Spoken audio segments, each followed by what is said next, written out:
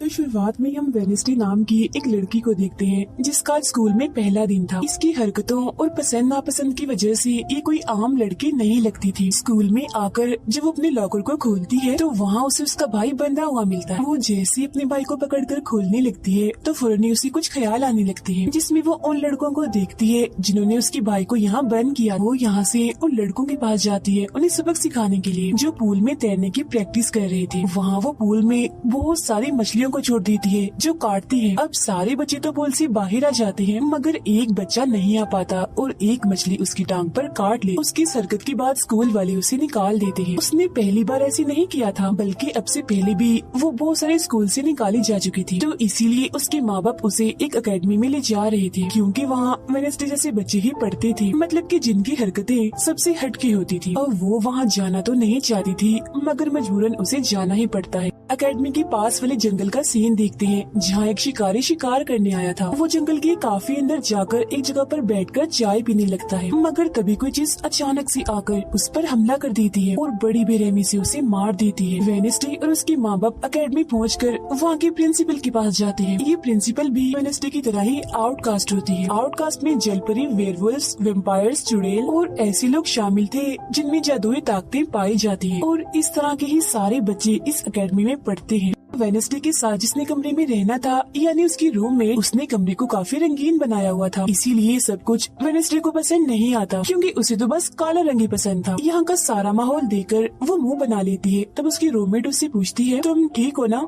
क्या हुआ तुम्हें? जिस पर उसके डैड जवाब देते हैं, मेरी बेटी बड़ी अजीब है, काफी बोर है और बस इसी तुम जिंदा लाश समझो। अपने डैड की ये बातें सुनकर वेडनेसडे उन्हें घूरने लगती है। अब उसकी रूममेट उसे पूरी एकेडमी घुमा रही थी कि तभी एक लड़का वहाँ आकर वेडनेसडे से उसकी फेसबुक आईडी मांगता है, जिस पर वो कहती है, मैं कोई भी सोशल मीडिया इस्तेमाल नहीं करती, क्योंकि सोशल मीडिया हड्डियों को सड़ा देने वाली सिर्फ एक बीमारी है और कुछ भी नहीं। जाने से पहले वेडनेसडे की मॉम उसे कहती है, अब तुम यहाँ से कभी भाग नहीं पाओ। जिस पर वो कहती है, देख लीजिएगा, मैं आपसे वादा करती हूँ कि जल्दी मैं यहाँ से भाग जाऊंगी। वहाँ से जाते वक्त उसके डैड वहाँ एक हाथ छोड़ देते हैं ताकि वो वेडनेसडे पर नजर रख सके। उधर जंगल में जब पुलिस छानबीन करने आती है तो उन्हें उस शिकारी की लाश के टुकड़े अलग अलग जगहों पर पड़े मिलते हैं। ऐसा हादसा वहाँ पहली बार नहीं हुआ था, बल्कि तीसरी बार ऐसा हुआ कि एकेडमी के इस जंगल में कोई मारा गया। और वेडनेसडे अपने कमरे की सारी रंगीन चीजें हटा देती है और अपने रूममेट से कहती है, शोर मत करो, कमरे में शांति बनाओ, क्योंकि ये मेरे नॉवल लिखने का वक्त। मगर वो तो गाना लगाकर डांस करने लगती है, जिससे वेडनेसडे को गुस्सा आ गया था और वो उसे गाना बंद करने को कहती है। तो वो रूममेट अपने पंजे दिखाकर उसे डराने लगती है, क्योंकि वो थी एक वेयरवुल्फ, मतलब कि आधी इंसान और आधी वुल्फ। तभी इधर एक टीचर आती है जो काफी अच्छी थी और वो वेडनेसडे को वेलकम के तौर पर एक फूल गिफ्ट देती। अब अगले दिन जब वेडनेसडे कहीं जा रही थी तो उसके डैड का छोड़ा हुआ वो हाथ छुप छुप कर उसे देख रहा था और फिर तभी उसके ऊपर एक स्टैचू गिरने वाला था, मगर बिल्कुल ठीक वक्त पर एक लड़का जिसका नाम जेवियर है उसे बचा लेता। लेकिन इस हड़बड़ी में वो बेहोश हो गई थी और जब उसे होश आती है तो बजाय जेवियर का शुक्रिया अदा करने की वो उसे कहती है कि मुझसे ये उम्मीद मत रखना कि मैं तुम्हारी शुक्रगुजार रहूंगी, क्योंकि तुमने मुझे बचाकर गड़बड़ कर दी, मेरी इतनी अच्छी मौत को टाल दिया। तब जेवियर कहता है, मैं तुम्हें काफी पहले से जानता हूँ, जब हम 10 साल के थे तब हमारी मुलाकात हुई थी, हम दोनों खेल रहे थे तो मैं जाकर एक ताबूत में छुप गया, लोग मुझे जलाने ही वाले थे मगर तुमने मेरी जान बचा ली और आज मैंने तुम्हारी जान बचाकर हिसाब बराबर कर। वेडनेसडे जब अपने कमरे में आती है तो उसे अपने बेड पर कुछ महसूस होता है। वो जैसे बिस्तर हटाती है तो वहाँ उस हाथ को देखकर फौरन उसे पकड़ लेती है और पूछती है, तुम कौन हो और यहाँ क्या कर रही हो? जिस पर वो कहता है, मुझे तुम्हारे डैड ने तुम पर नजर रखने को कहा है, वो ही मुझे यहाँ पर छोड़ कर गए हैं। और वो उसे कहती है, मगर आज के बाद तुम मेरे लिए काम करोगे, वरना मैं तुम्हें हमेशा हमेशा के लिए दराज में बंद कर दूंगी। तो वो इस चीज के लिए मान जाता है कि ठीक है, मैं हर तरह से तुम्हारी मदद करूँगा।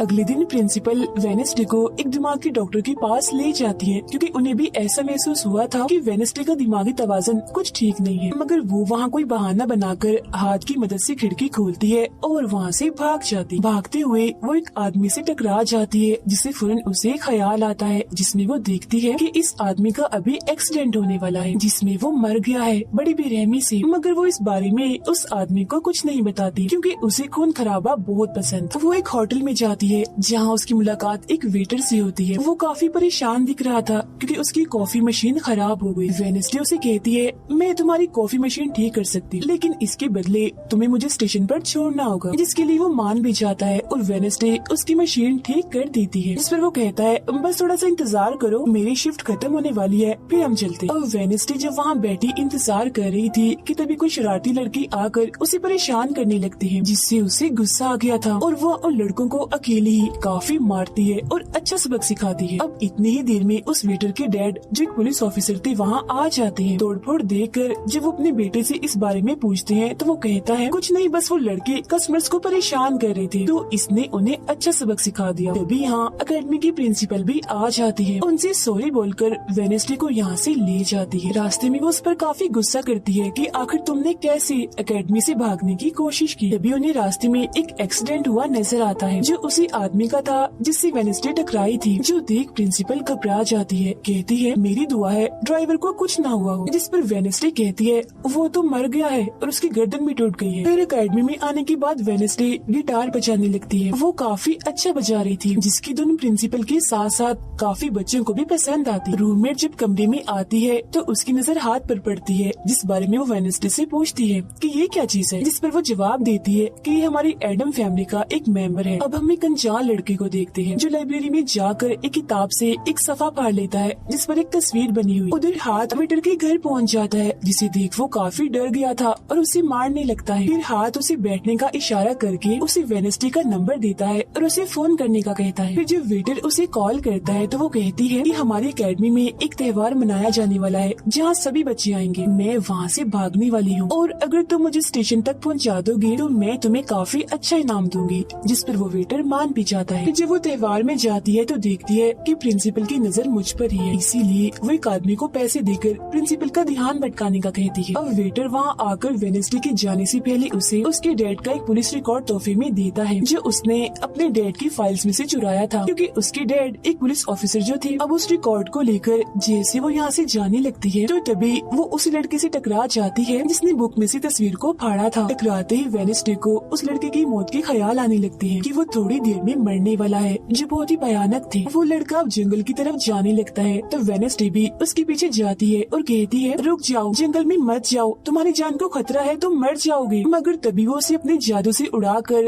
पेड़ पर लगा देता है और कहता है, खतरा मुझे नहीं तुम्हें है, बल्कि तुम खुद ही खतरा हो और मैं सब लोगों को तुमसे बचा रहा हूँ। उस दिन स्टैचू को मैंने ही तुम्हारे ऊपर गिराया था। जिसके बाद वो उसे एक तस्वीर दिखाता है और कहता है, इस तस्वीर में तुम ही हो जिसे मेरी मॉम ने 25 साल पहले बनाया था और ये उस वक्त की बात है जब वो इस अकेडमी में पढ़ती थी। मरने से पहले उन्होंने कहा था कि इस लड़की इन्हें तुम्हें मुझे रोकना होगा, नहीं तो तुम इस अकेडमी के साथ साथ पूरी दुनिया को ही तबाह कर दोगी। वो बस वेडनेसडे को मारने ही वाला था कि तभी एक बड़ा सा मॉन्स्टर आकर उस पर हमला कर देता है और बड़ी ही बेरहमी से उसे मार देता है। इसके बाद हम वेडनेसडे को उसके कमरे में देखते हैं, क्योंकि उसने यहाँ से भागने के इरादे को खत्म कर दिया था, क्योंकि अब उसके दिमाग में बहुत सारे सवाल थे, जैसे कि मैं इस दुनिया के लिए खतरा कैसे हूँ, एक मॉन्स्टर ने आखिर मेरी जान क्यों बचाई, और साथ ही उसके डैड के खिलाफ पुलिस रिपोर्ट जिसमें उसके डैड के ऊपर एक कत्ल का इल्जाम था।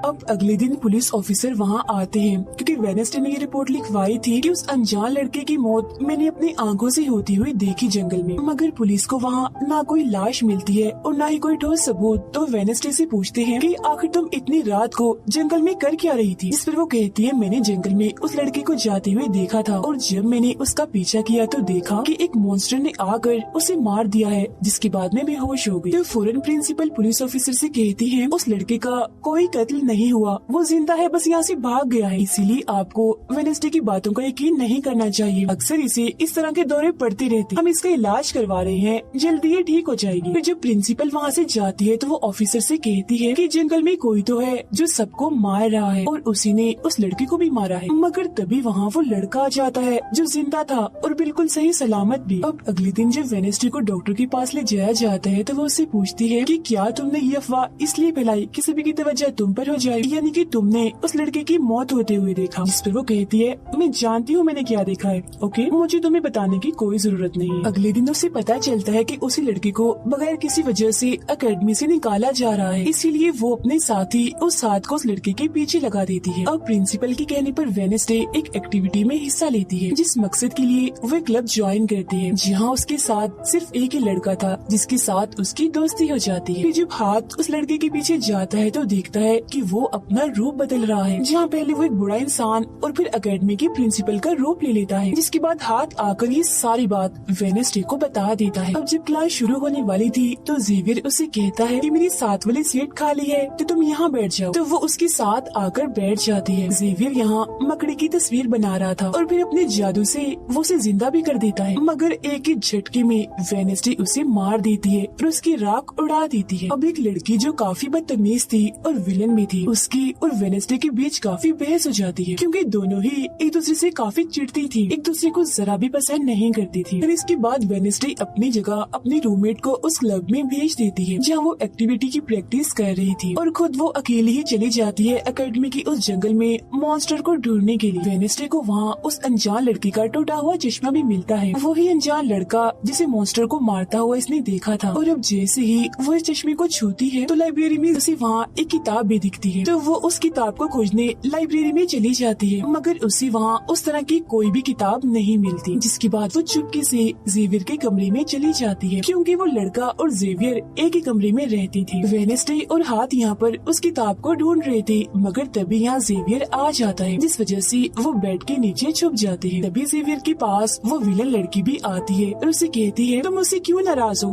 अच्छा गुस्सा छोड़ो, सुलह कर लो। जिस पर वो मना कर देता है। अब उसके इनकार पर विलन लड़की को लगने लगता है कि ये सब वो वेडनेसडे की वजह से कर रहा है, इसीलिए वो कहती है कि कल मैं वेडनेसडे समेत तुम्हारे सभी साथियों की कश्तियों की धज्जियां उड़ाने वाली हूँ। बेड के नीचे छुपे वेडनेसडे और हाथ भी उसकी ये बात सुन लेते। कमरे में वापस आने के बाद वेडनेसडे अपने रूममेट से कहती है कि कल जो कश्तियों की रेस होने वाली है मैं भी उसमें हिस्सा लूँ, और कुछ भी हो जाए उस घमंडी लड़की यानी विलन को मैं हरा कर ही रहूंगी। अब अगले दिन जब रेस शुरू होती है तो बताया जाता है कि इस मुकाबले का कोई भी असूल कानून नहीं है, जो भी टीम सबसे पहले गुफा में जाकर झंडे को लाएगी वही टीम जीत जाएगी। जिसके फौरन बाद गेम शुरू हो जाती है और विलन भी अपनी चालें चलना शुरू कर देती। वो अपने एक जलपरी साथी की मदद से एक टीम की कश्ती को तुड़वा देती है, जिससे वो पूरी टीम पानी में गिर जाती है। मगर फिर जब वो जलपरी वेडनेसडे की कश्ती की तरफ आ रही थी तो हाथ उससे पहले ही जाल फेंककर उसे जाल में फंसा लेता है। अब किनारे तक सिर्फ 3 ही टीम्स पहुंच पाती हैं, और जब सारे लोग झंडा लेने अंदर जाते हैं तो रूममेट अपने पंजों से जोकर टीम की कश्ती में छेद कर देती है। फिर सभी के साथ वेडनेसडे जब झंडा लेकर आ रही थी तो उसे एक ख्याल आता है, जिसमें वो अपनी जैसी एक लड़की को देखती है जिसके हाथ में किताब थी। होश में आने पर झंडा लेकर वो वापिस से कश्ती में चली जाती है। जोकर्स की कश्ती तो छेद होने की वजह से वहीं पर ही डूब जाती है, जबकि जलपरी दोबारा से वेडनेसडे की कश्ती पर हमला करने लगती है, मगर हाथ पानी में जाकर जलपरी को जोर से मुक्का मार। अब वेडनेसडे अपनी कश्ती से बहुत सारे तीर निकाल कर विलन की कश्ती में छेद कर देती है, जिससे उसकी कश्ती डूब जाती है और वेडनेसडे की टीम इस रेस को जीत जाती है। अब ये 4 साल में पहली बार हुआ था जब उस विलन को किसी ने हराया था, इसीलिए आज वो गुस्से में आग बगोला हुई। रात के वक्त वेडनेसडे एक स्टैचू के पास जाती है जिसके हाथ में किताब थी। किताब पर लिखी एक पहेली को जैसे ही वो सुलझाती है तो वहाँ एक रास्ता खुल जाता है। जैसे ही उसके अंदर जाती है तो देखती है कि यहाँ उसके मॉम डैड के अलावा और भी बहुत सारे लोगों की तस्वीरें लगी हुई है। उसे वहाँ वो किताब भी मिल जाती है जिसकी वो तलाश कर रही थी, मगर जैसे वो उस किताब को वहाँ से लेकर जा रही थी कि तभी अचानक से कोई आकर उस पर हमला कर देता है, जिससे वो बेहोश हो जाती है। अब उसे जैसे होश आती है तो देखती है कि उसे कुछ लोगों ने बंदी बनाया हुआ है जिन्होंने मास्क में लगाए हुए थे, मगर उनकी आवाज सुनते ही वेडनेसडे उन्हें पहचान लेती है और कहती है कि मैंने तुम्हें पहचान लिया है, तुम अपने अपने मास्क हटा सकते हो। असल में ये लोग और कोई नहीं बल्कि विलन और उसके साथी थे। इसी दौरान वो अपनी रस्सी भी खोल चुकी थी और वहाँ से जाने लगती है, मगर जाते जाते वो कहती है तुम सब छोटे बच्चे हो, अगवा करना भी तुम्हें ठीक से नहीं आता। वापस आने के बाद वो उस तस्वीर को किताब पर लगाकर मुकम्मल करती है जिसे उस लड़की ने किताब से फाड़ लिया था और वो उसे पढ़ने लगती। अब अगले दिन प्रिंसिपल सभी बच्चों को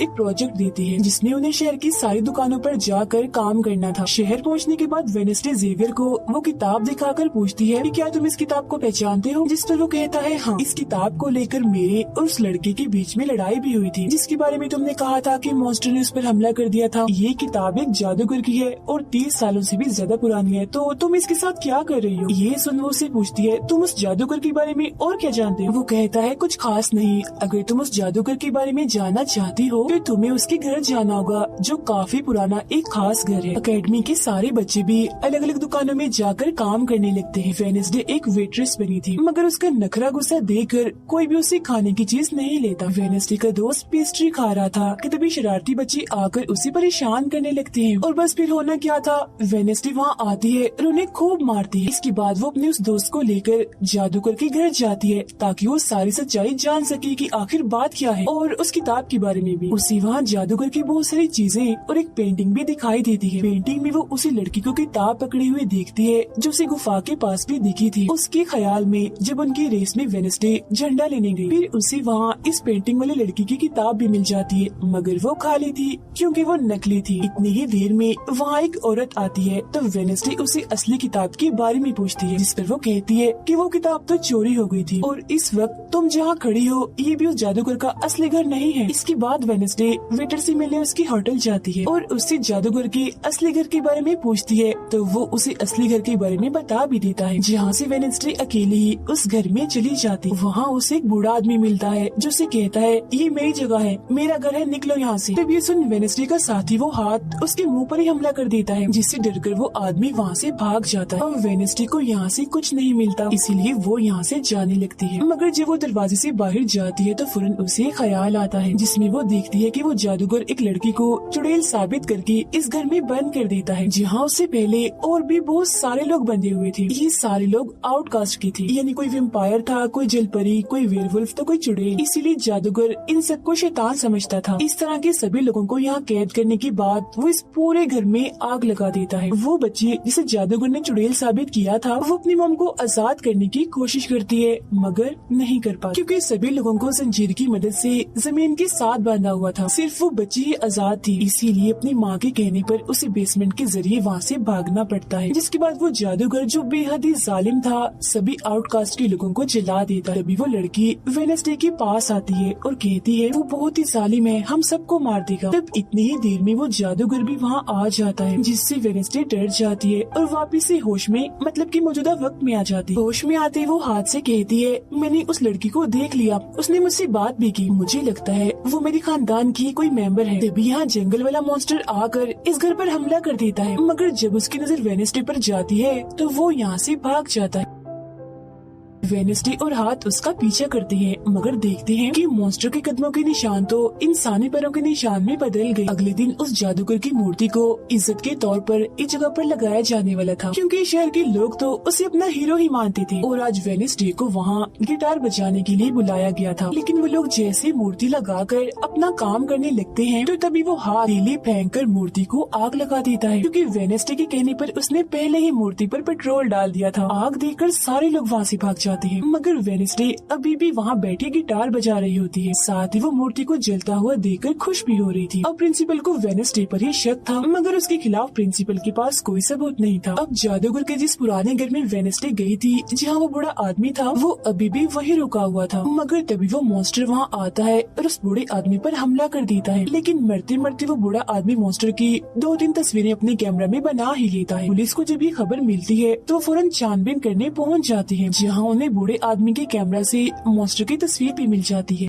अगले दिन हाथ मुर्दा घर जाकर वहाँ लगी कैमरा पर कोई चीज लगा देता है ताकि जो वो करे उसे कोई ना देख सके। फिर वो दरवाजा खोलता है तो वेडनेसडे अंदर आती है। वो यहाँ दरअसल उस बूढ़े आदमी के जख्मों को देखने आई थी जिसे उस मॉन्स्टर ने मारा था। वो बूढ़े आदमी की लाश को देखकर सारा डेटा अपने पास रिकॉर्ड कर लेती है जबकि हाथ उसकी एक फाइल बनाने में लग जाता है। तभी वहाँ डॉक्टर और पुलिस ऑफिसर भी आ जाते हैं। तब छुपने के लिए वेडनेसडे एक बॉक्स मिस हो जाती है। फिर जब डॉक्टर उस बॉक्स को खुला हुआ देखते हैं तो फौरन उसे चेक करते हैं, मगर जब वेडनेसडे को उसमें पड़ा हुआ देखते हैं तो उन्हें लगता है कि ये भी एक लाश है, इसीलिए वो उस बॉक्स को बंद करके वहाँ से चले जाते हैं। मगर फिर जब हाथ उसे वहाँ से लेने आता है तो वो कहती है, अच्छा तंग मत करो प्लीज, थोड़ी देर और सुने तो बड़ा मजा आ रहा है। फिर इसके बाद वो अपनी छानबीन से ये पता लगवा लेती है कि वो मॉन्स्टर असल में जिस्म के हिस्सों को इकट्ठा कर रहा है। फिर अगले दिन जब वो अकेडमी जाती है तो उसे जेवियर की गर्दन पर किसी के पंजों के निशान दिखते हैं। अब हम जेवियर को एक केबिन से बाहर आता हुआ देखते हैं और क्योंकि वेडनेसडे को उसके जख्मों पर पहले से ही शक था तो वो भी उसका पीछा करते करते वहाँ आ गई थी। उसे वहाँ पर बहुत सारी मॉन्स्टर की ड्राइंग्स और तस्वीरें दिखती हैं। एक तो तस्वीर को लेकर जैसे वो वहाँ से जाने लगती है तो तभी जेवियर उसे देख लेता है और जाने से रोक देता है, मगर वेडनेसडे उसका ध्यान भटकाने के लिए उसे बस एक ही बात कह देती है कि क्या तुम आज रात होने वाली डांस पार्टी में मेरे साथ चलोगे। जिसके बाद वो जेवियर की बनाई मॉन्स्टर की ड्राइंग्स ले जाकर पुलिस ऑफिसर को दे देती है, जिस पर वो कहते हैं इससे हम किसी को भी नहीं पकड़ सकते, कोई ठोस सबूत लेकर आओ। अब वेडनेसडे अपनी सारी रिसर्च को अपने दोस्त के सामने रख देती है ताकि वो उसकी मदद कर सके। उनमें से एक ड्राइंग को देखकर उसका दोस्त कहता है कि मैं इस जगह के बारे में जानता हूँ। जिसके बाद वो वेडनेसडे को उस जगह पर ले जाता है जो एक गुफा थी, जिसके अंदर जाकर उन्हें बहुत सारी हड्डियाँ और एक हथकड़ी भी मिलती है। थोड़ा छानबीन करने पर उसे वहाँ एक नोकदार बड़ा सा नाखून भी मिलता है, जिसे वो अपने पास रख लेती है। जिसके बाद वो जेवियर के पेंटिंग वाले केबिन में जाती है और डस्टबिन से एक कपड़ा जिस पर खून लगा हुआ था उसे निकाल कर अपने पास रख लेती है। फिर जैसे वो वहाँ से जाने लगती है तो तभी वहाँ जेवियर आ जाता है और उसे पूछता है, तुम यहाँ मेरे केबिन में क्या कर रही हो। उसकी बात डालकर वो उसे पूछती है, ये जो चोट तुम्हारी गर्दन पर है ये तुम्हें कैसे लगी। तब वो बताता है कि पिछले कुछ दिनों से ये मॉन्स्टर मेरे सपनों में आ रहा है, इसीलिए मैं इसकी ड्राइंग्स बनाता हूँ। मगर एक दिन मैंने अपने जादू पर से कंट्रोल खो दिया और ड्राइंग के अंदर से मॉन्स्टर की पंजे ने निकलकर मुझे नोच लिया। लेकिन अब क्योंकि वेडनेसडे उस पर शक कर रही थी इसीलिए वो उस पर काफी गुस्सा करता है और फौरन उसे यहाँ से जाने का कहता है। अब वेडनेसडे वो खून लगा कपड़ा और नाखून जाकर पुलिस ऑफिसर को दे देती है और कहती है, ये लो ठोस सबूत और बेशक डीएनए टेस्ट करवा लो, मेरे ख्याल से इतना सबूत काफी होगा, है ना। वो अपने दोस्त के पास जाती है और कहती है कि डांस पार्टी में जाने के लिए हमारे साथ कोई नहीं है, तो हम ऐसा करते हैं डांस पार्टी में नहीं जाते बल्कि गुफा में जाकर मॉन्स्टर को ढूंढते। जिसके बाद रात को वेडनेसडे अपने दोस्त के साथ जंगल में जाने की तैयारी कर रही थी, मगर तभी उसके दरवाजे पर वेटर तैयार होकर आता है क्योंकि हाथ ने उसे वेडनेसडे की तरफ से डांस पार्टी में चलने की दावत भेजी थी। अब क्योंकि वेटर काफी खुश था तो वेडनेसडे उसका दिल तोड़ना नहीं चाहती थी, इसीलिए वो अपनी गुफा में जाने वाले प्लान को खत्म करके वेटर के साथ पार्टी में जाने का फैसला करती है। जब वेडनेसडे वहाँ से जाने लगती है तो उसका दोस्त वहाँ आता है तो वो उसे कहती है, आई एम सॉरी मैं पार्टी में जा रही हूँ, हम ऐसा करते हैं कल गुफा में जाएंगे। लेकिन उसका दोस्त बगैर बताए अकेला ही उस गुफा में चला जाता है। उधर पार्टी में सारे लोग आकर काफी एंजॉय कर रहे थे। सब लोग अपने अपने साथी को लेकर पार्टी में आए हुए थे, जहाँ जेवियर अपने साथ उस विलन लड़की को लाया था। लेकिन जब वेडनेसडे वेटर के साथ वहाँ आती है तो उन दोनों को साथ देखकर जेवियर जलने लगता है। जब सब लोग डांस कर रहे थे तो वेडनेसडे की डांस करने के स्टाइल से सारे लोग काफी हैरान रह जाते हैं क्योंकि वो काफी अजीब तरह से ही डांस कर रही थी। उधर जंगल में वेडनेसडे का दोस्त भी पहुँच गया था और छुपकर मॉन्स्टर की आने का इंतजार कर रहा था, मगर तभी वहाँ कोई आता है और उस गुफा में धमाका करके भाग जाता है। जेवियर लगातार उन दोनों को देखकर जल रहा था, इसीलिए वो विलन लड़की से कहता है कि तुम अपना लॉकेट उतारो और अपने जेल परी से मेरे लिए मदद मांगो ताकि मैं वेडनेसडे को भूल जाऊँ। जो सुन विलन लड़की भड़क जाती है और उसे कहती है कि तुम तो पहले ये कहते फिर रहे थे कि मैंने अपने जेल परी से तुम्हें अपने काबू में किया है और अब तुम्हें किसी को बुलाने के लिए मेरी ही मदद चाहिए। तभी बाहर शरारती लड़कों का ग्रुप टैंकर लेकर आता है और डांसिंग क्लब की पंप में वो बड़ा सा पाइप लगा देते हैं और फिर तभी अचानक उस पार्टी में खून की बारिश होने लगती है क्योंकि जो टैंकर वो शरारती लड़के लाए थे जिसका पाइप उन्होंने लगाया था उसमें दरअसल खून था। ये देख सारे लोग घबरा जाते हैं और पार्टी से भागने लगते हैं, मगर वेडनेसडे वहीं खड़ी रहती है क्योंकि उसे तो अब और मजा आ रहा था क्योंकि वो बारिश खून की नहीं बल्कि कलर की थी जिसमें वो काफी एंजॉय कर रही थी। तभी शुरुआत में हम वेडनेसडे नाम की एक लड़की को देखते हैं जिसका स्कूल में पहला दिन था। इसकी हरकतों और पसंद नापसंद की वजह से ये कोई आम लड़की नहीं लगती थी। स्कूल में आकर जब वो अपने लॉकर को खोलती है तो वहाँ उसे उसका भाई बंधा हुआ मिलता है। वो जैसे अपने भाई को पकड़कर खोलने लगती है तो फौरन उसे कुछ ख्याल आने लगते हैं जिसमें वो उन लड़कों को देखती है जिन्होंने उसके भाई को यहाँ बंद किया। वो यहाँ से उन लड़कों के पास जाती है उन्हें सबक सिखाने के लिए जो पूल में तैरने की प्रैक्टिस कर रहे थे। वहाँ वो पूल में बहुत सारी मछलियों को छोड़ देती है जो काटती है। अब सारे बच्चे तो पूल से बाहर आ जाते हैं मगर एक बच्चा नहीं आ पाता और एक मछली उसकी टांग पर काट ली। उसकी हरकत के बाद स्कूल वाले उसे निकाल देते हैं। उसने पहली बार ऐसे नहीं किया था, बल्कि अब से पहले भी वो बहुत सारे स्कूल से निकाली जा चुकी थी। तो इसीलिए उसके माँ बाप उसे एक अकेडमी में ले जा रहे थे, क्योंकि वहाँ वेडनेसडे जैसे बच्चे ही पढ़ते थे, मतलब कि जिनकी हरकतें सबसे हटकी होती थी। और वो वहाँ जाना तो नहीं चाहती थी, मगर मजबूरन उसे जाना ही पड़ता है। अकेडमी के पास वाले जंगल का सीन देखते हैं, जहाँ एक शिकारी शिकार करने आया था। वो जंगल के काफी अंदर जाकर एक जगह पर बैठकर चाय पीने लगता है, मगर तभी कोई चीज अचानक से आकर उस पर हमला कर देती है और बड़ी बेरहमी से उसे मार देती है। वेडनेसडे और उसके माँ बाप अकेडमी पहुंचकर वहाँ के प्रिंसिपल के पास जाते हैं। ये प्रिंसिपल भी वेडनेसडे की तरह ही आउटकास्ट होती है। आउटकास्ट में जलपरी, वेयरवुल्व्स, वैम्पायर्स, चुड़ैल और ऐसे लोग शामिल थे जिनमें जादुई ताकतें पाई जाती है। और इस तरह के ही सारे बच्चे इस अकेडमी में पढ़ते हैं। क्योंकि वेडनेसडे के साथ जिसने कमरे में रहना था, यानी उसकी रूम में, उसने कमरे को काफी रंगीन बनाया हुआ था। इसीलिए सब कुछ वेडनेसडे को पसंद नहीं आता, क्योंकि उसे तो बस काला रंग ही पसंद था। यहाँ का सारा माहौल देखकर वो मुंह बना लेती है। तब उसकी रूममेट उससे पूछती है, तुम ठीक हो ना, क्या हुआ तुम्हें? जिस पर उसके डैड जवाब देते हैं, मेरी बेटी बड़ी अजीब है, काफी बोर है और बस इसी तुम जिंदा लाश समझो। अपने डैड की बातें सुनकर वेडनेसडे उन्हें घूरने लगती है। अब उसकी रूममेट उसे पूरे अकेडमी घुमा रही थी कि तभी एक लड़का वहाँ आकर वेडनेसडे से उसकी फेसबुक आईडी मांगता है, जिस पर वो कहती है, मैं कोई भी सोशल मीडिया इस्तेमाल नहीं करती, क्योंकि सोशल मीडिया हड्डियों को सड़ा देने वाली सिर्फ एक बीमारी है और कुछ भी नहीं। जाने से पहले वेडनेसडे की मॉम उसे कहती है, अब तुम यहाँ से कभी भाग नहीं पाओ। जिस पर वो कहती है, देख लीजिएगा, मैं आपसे वादा करती हूँ कि जल्दी मैं यहाँ से भाग जाऊंगी। वहाँ से जाते वक्त उसके डैड वहाँ एक हाथ छोड़ देते हैं ताकि वो वेडनेसडे पर नजर रख सके। उधर जंगल में जब पुलिस छानबीन करने आती है तो उन्हें उस शिकारी की लाश के टुकड़े अलग अलग जगहों पर पड़े मिलते हैं। ऐसा हादसा वहाँ पहली बार नहीं हुआ था, बल्कि तीसरी बार ऐसा हुआ कि अकेडमी के इस जंगल में कोई मारा गया। और वेडनेसडे अपने कमरे की सारी रंगीन चीजें हटा देती है और अपने रूममेट से कहती है, शोर मत करो, कमरे में शांति बनाओ, क्योंकि ये मेरे नॉवल लिखने का वक्त। मगर वो तो गाना लगाकर डांस करने लगती है, जिससे वेडनेसडे को गुस्सा आ गया था और वो उसे गाना बंद करने को कहती है। तो वो रूममेट अपने पंजे दिखाकर उसे डराने लगती है, क्योंकि वो थी एक वेयरवुल्फ, मतलब कि आधी इंसान और आधी वुल्फ। तभी इधर एक टीचर आती है जो काफी अच्छी थी और वो वेडनेसडे को वेलकम के तौर पर एक फूल गिफ्ट देती। और अगले दिन जब वेडनेसडे कहीं जा रही थी तो उसके डैड का छुड़ा हुआ वो हाथ छुप छुप कर उसे देख रहा था। और फिर तभी उसके ऊपर एक स्टैचू गिरने वाला था, मगर बिल्कुल ठीक वक्त पर एक लड़का जिसका नाम जेवियर है उसे बचा लेता। लेकिन इस हड़बड़ी में वो बेहोश हो गई थी और जब उसे होश आती है तो बजाय जेवियर का शुक्रिया अदा करने की, वो उसे कहती है कि मुझसे ये उम्मीद मत रखना कि मैं तुम्हारी शुक्रगुजार रहूंगी, क्योंकि तुमने मुझे बचाकर गड़बड़ कर दी, मेरी इतनी अच्छी मौत को टाल दिया। तब जेवियर कहता है, मैं तुम्हें काफी पहले से जानता हूँ। जब हम 10 साल के थे तब हमारी मुलाकात हुई थी, हम दोनों खेल रहे थे तो मैं जाकर एक ताबूत में छुप गया। लोग मुझे जलाने ही वाले थे, मगर तुमने मेरी जान बचा ली और आज मैंने तुम्हारी जान बचाकर हिसाब बराबर कर दिया। वेडनेसडे जब अपने कमरे में आती है तो उसे अपने बेड पर कुछ महसूस होता है। वो जैसे बिस्तर हटाती है तो वहाँ उस हाथ को देखकर फौरन उसे पकड़ लेती है और पूछती है, तुम कौन हो और यहाँ क्या कर रही हो? जिस पर वो कहता है, मुझे तुम्हारे डैड ने तुम पर नजर रखने को कहा है, वही मुझे यहाँ पर छोड़ कर गए हैं। और वो उसे कहती है, मगर आज के बाद तुम मेरे लिए काम करोगे, वरना मैं तुम्हें हमेशा हमेशा के लिए दराज में बंद कर दूंगी। तो वो इस चीज के लिए मान जाता है कि ठीक है, मैं हर तरह से तुम्हारी मदद करूंगा।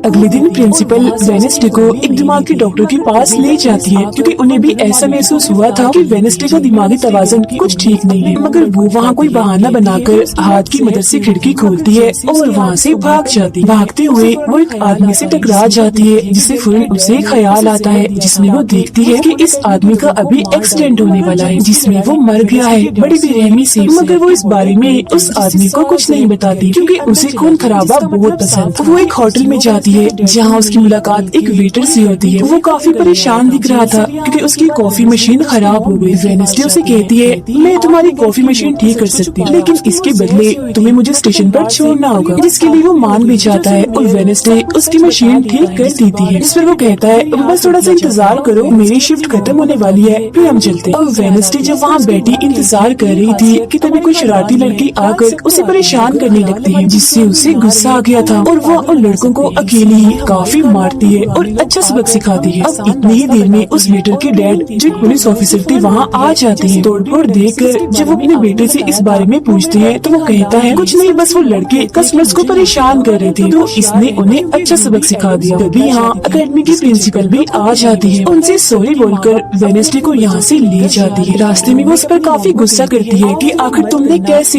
एकेडमी से भागने की कोशिश की। तभी उन्हें रास्ते में एक एक्सीडेंट हुआ नजर आता है जो उसी आदमी का था जिससे वेडनेसडे टकराई थी, जो देख प्रिंसिपल घबरा जाती है। कहती है मेरी दुआ है ड्राइवर को कुछ ना हुआ हो, जिस पर वेडनेसडे कहती है वो तो मर गया है और उसकी गर्दन भी टूट गई है। फिर एकेडमी में आने के बाद वेडनेसडे गिटार बजाने लगती है। वो काफी अच्छा बजा रही थी जिसकी धुन प्रिंसिपल के साथ साथ काफी बच्चों को भी पसंद आती। रूममेट जब कमरे में आती है तो उसकी नजर हाथ पर पड़ती है, जिस बारे में वो वेडनेसडे से पूछती है कि ये क्या चीज है, जिस पर वो जवाब देती है कि ये हमारी एडम फैमिली का एक मेंबर है। अब हम एक अनजान लड़के को देखते हैं जो लाइब्रेरी में जाकर एक किताब से एक सफा पढ़ लेता है जिस पर एक तस्वीर बनी हुई। उधर हाथ में डर के घर पहुंच जाता है, जिसे देख वो काफी डर गया था और उसे मारने लगता है। फिर हाथ उसे बैठने का इशारा करके उसे वेडनेसडे का नंबर देता है और उसे फोन करने का कहता है। फिर जब वेटर उसे कॉल करता है तो वो कहती है कि हमारी एकेडमी में एक त्योहार मनाया जाने वाला है जहाँ सभी बच्चे आएंगे। मैं वहाँ से भागने वाली हूँ और अगर तुम मुझे स्टेशन तक पहुँचा दोगे तो मैं तुम्हें काफी अच्छा इनाम दूंगी,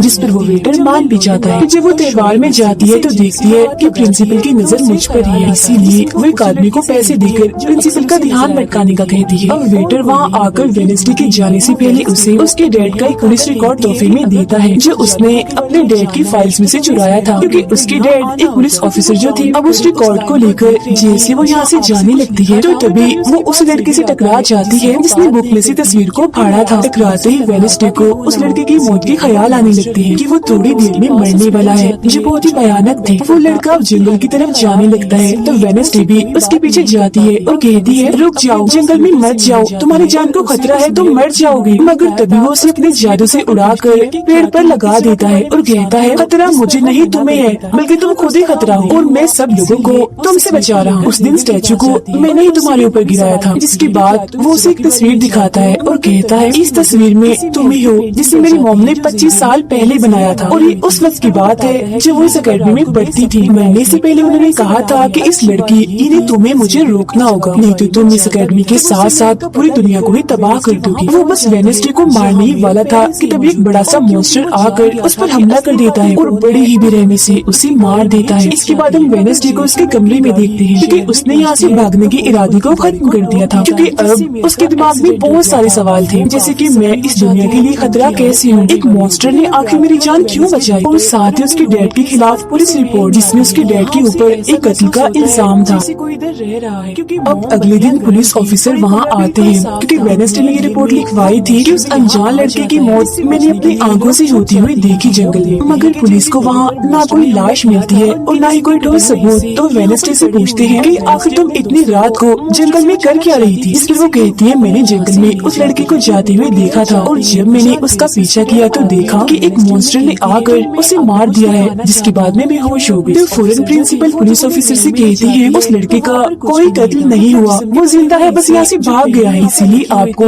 वेडनेसडे की बातों का यकीन नहीं करना चाहिए। अक्सर इसे इस तरह के दौरे पड़ते रहते, हम इसका इलाज करवा रहे हैं, जल्दी ये ठीक हो जाएगी। फिर जब प्रिंसिपल वहाँ से जाती है तो वो ऑफिसर से कहती है कि जंगल में कोई तो है जो सबको मार रहा है और उसी ने उस लड़के को भी मारा है। मगर तभी वहाँ वो लड़का आ जाता है जो जिंदा था और बिल्कुल सही सलामत भी। अब अगले दिन जब वेडनेसडे को डॉक्टर के पास ले जाया जाता है तो वो उससे पूछती है कि क्या तुमने ये अफवाह इसलिए फैलाई कि सभी की तवज्जो तुम पर हो जाए, यानी कि तुमने उस लड़के की मौत होते हुए देखा। इस पर वो कहती है मैं जानती हूँ मैंने क्या देखा है, ओके, मुझे तुम्हें बताने की कोई जरूरत नहीं। अगले दिन उसे पता चलता है कि उसी लड़के को बगैर किसी वजह से एकेडमी से निकाला जा रहा है, इसीलिए वो अपने साथी उस साथ को उस लड़के के पीछे लगा देती है। अब प्रिंसिपल के कहने पर वेडनेसडे एक एक्टिविटी में हिस्सा लेती है जिस मकसद के लिए वो क्लब ज्वाइन करती है, जहाँ उसके साथ सिर्फ एक ही लड़का था जिसके साथ उसकी दोस्ती हो जाती है। जब हाथ उस लड़के के पीछे जाता है तो देखता है कि वो अपना रूप बदल रहा है, जहाँ पहले वो एक बुरा इंसान और फिर एकेडमी के प्रिंसिपल का रूप ले लेता है। जिसके बाद हाथ आकर ये सारी बात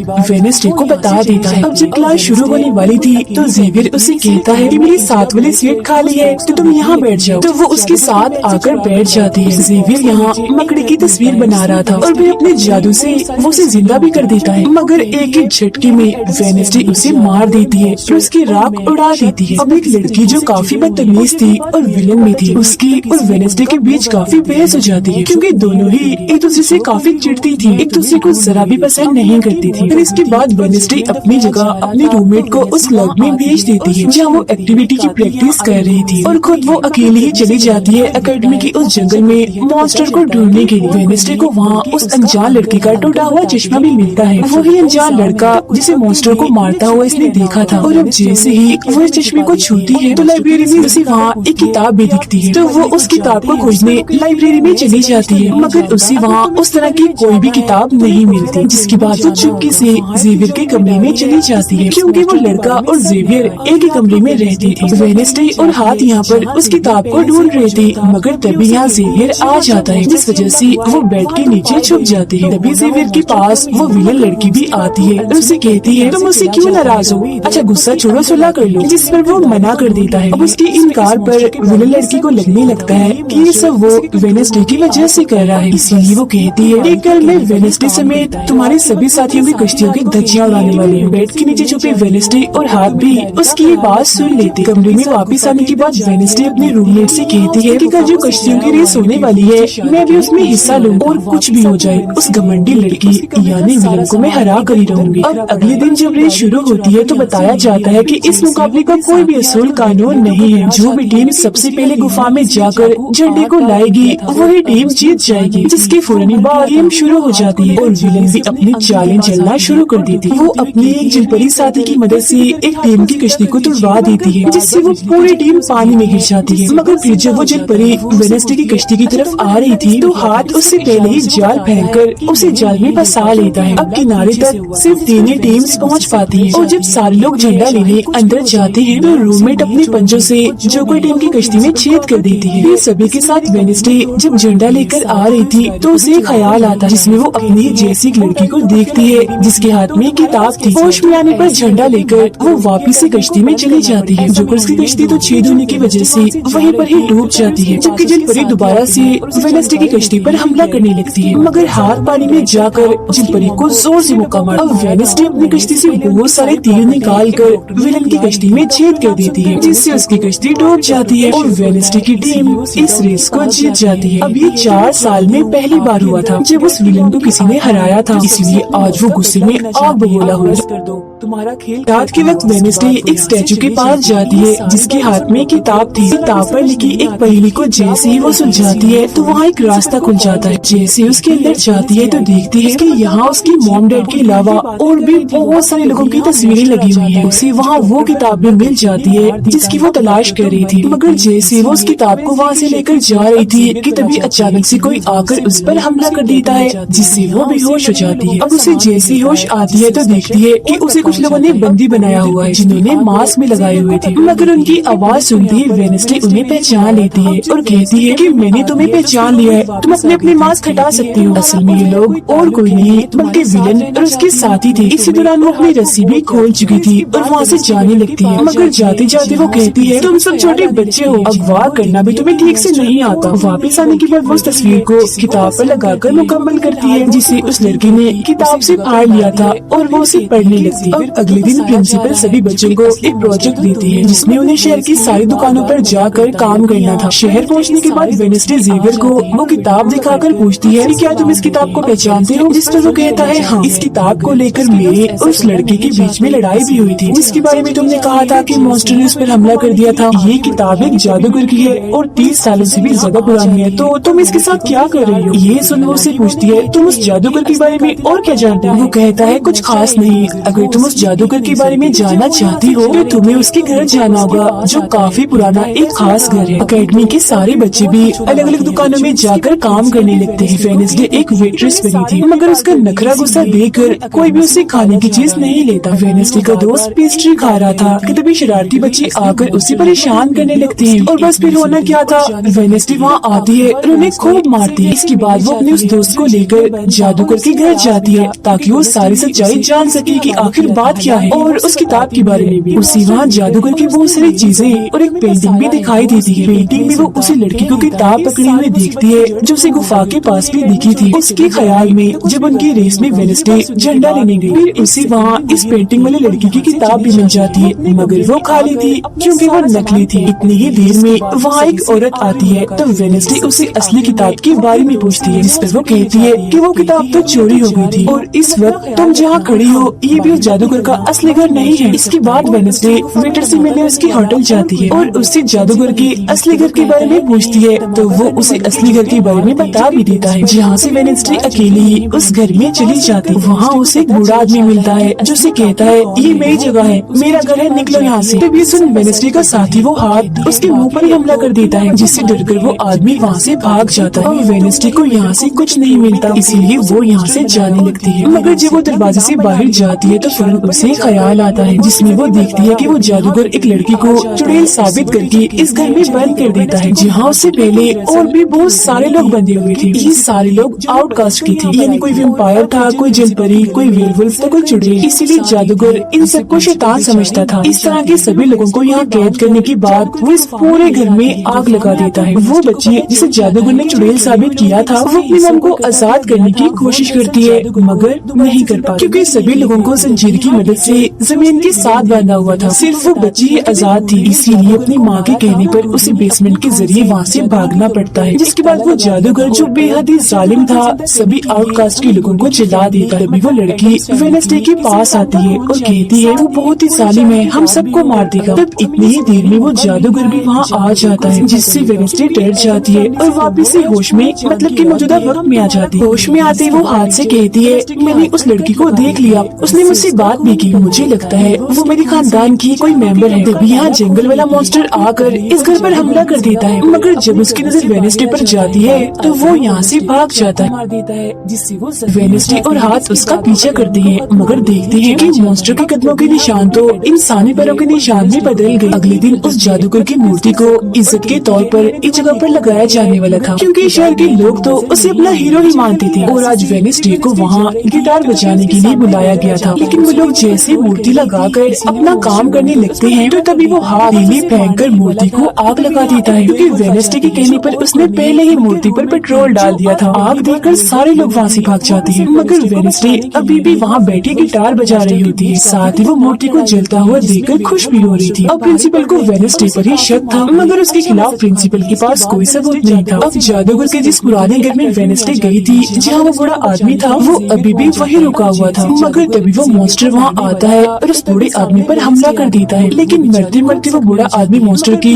2-3 तस्वीरें अपने कैमरा में बना ही लेता है। पुलिस को जब ये खबर मिलती है तो फौरन छानबीन करने पहुँच जाती है, जहाँ उन्हें बूढ़े आदमी के कैमरा से मॉन्स्टर की तस्वीर भी मिल जाती है। अगले दिन हाथ मुर्दाघर जाकर वहाँ लगी कैमरा पर कोई चीज लगा देता है, ताकि जो वो करे उसे कोई न देख सके। फिर वो दरवाजा खोलता है तो वेडनेसडे अंदर आती है। वो यहाँ दरअसल उस बूढ़े आदमी के जख्मों को देखने आई थी, जिसे उस मॉन्स्टर ने मारा था। वो बूढ़े आदमी की लाश को देखकर सारा डेटा अपने पास रिकॉर्ड कर लेती है, जबकि हाथ उसकी एक फाइल बनाने में लग जाता है। तभी वहाँ डॉक्टर और पुलिस ऑफिसर भी आ जाते हैं। सिर्फ छुपने के लिए वेडनेसडे एक बॉक्स मिस हो जाती है। जब डॉक्टर उस बॉक्स को खुला हुआ देखते हैं तो फौरन उसे चेक करते हैं, मगर जब वेडनेसडे को उसमें पड़ा हुआ देखते हैं तो उन्हें लगता है कि ये भी एक लाश है, इसीलिए वो उस बॉक्स को बंद करके वहाँ से चले जाते हैं। मगर फिर जब हाथ उसे वहाँ से लेने आता है तो वो कहती है, अच्छा तंग मत करो प्लीज, थोड़ी देर और सुने तो बड़ा मजा आ रहा है। फिर इसके बाद वो अपनी छानबीन से ये पता लगवा लेती है कि वो मॉन्स्टर असल में जिस्म के हिस्सों को इकट्ठा कर रहा है। फिर अगले दिन जब वो अकेडमी जाती है तो उसे जेवियर की गर्दन पर किसी के पंजों के निशान दिखते हैं। अब हम जेवियर को एक केबिन से बाहर आता हुआ देखते हैं, और क्योंकि वेडनेसडे को उसके जख्मों पर पहले से ही शक था तो वो भी उसका पीछा करते करते वहाँ आ गई थी। उससे वहाँ पर बहुत सारे मॉन्स्टर की ड्राइंग्स और तस्वीरें दिखती हैं। एक तो तस्वीर को लेकर जैसे वो वहाँ से जाने लगती है तो तभी जेवियर उसे देख लेता है और जाने से रोक देता है, मगर वेडनेसडे उसका ध्यान भटकाने के लिए उसे बस एक ही बात कह देती है कि क्या तुम आज रात होने वाली डांस पार्टी में मेरे साथ चलोगे। जिसके बाद वो जेवियर की बनाई मॉन्स्टर की ड्राइंग्स ले जाकर पुलिस ऑफिसर को दे देती है, जिस पर वो कहते हैं इससे हम किसी को भी नहीं पकड़ सकते, कोई ठोस सबूत लेकर आओ। अब वेडनेसडे अपनी सारी रिसर्च को अपने दोस्त के सामने रख देती है ताकि वो उसकी मदद कर सके। उनमें से एक ड्राइंग को देखकर उसका दोस्त कहता है कि मैं इस जगह के बारे में जानता हूँ, जिसके बाद वो वेडनेसडे को उस जगह पर ले जाता है जो एक गुफा थी, जिसके अंदर जाकर उन्हें बहुत सारी हड्डियाँ और एक हथकड़ी भी मिलती है। थोड़ा छानबीन करने पर उसे वहाँ एक नोकदार बड़ा सा नाखून भी मिलता है, जिसे वो अपने पास रख लेती है। जिसके बाद वो जेवियर के पेंटिंग वाले केबिन में जाती है और डस्टबिन से एक कपड़ा जिस पर खून लगा हुआ था उसे निकाल कर अपने पास रख लेती है। फिर जैसे वो वहाँ से जाने लगती है तो तभी वहाँ जेवियर आ जाता है।